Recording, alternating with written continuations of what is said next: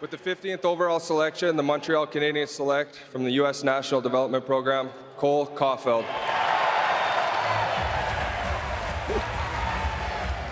The biggest person on the stage selects one of the smallest players in the draft. But here's the question that I have for you guys. Cole Caufield, right winger from the U.S. program. That run continues, 7th from the program.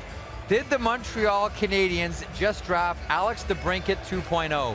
Yeah, I don't think there's any question that Alex DeBrincat was the guy who paved the way for this type of player. And when you open ice, he finds little tiny seams, and then he does the rest with a great release and a hard shot.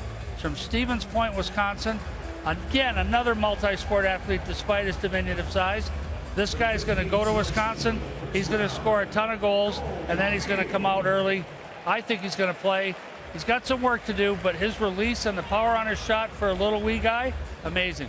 He's going to go to Wisconsin, play with his brother Brock, and as Sam mentioned, models his game after Alex DeBrincat. And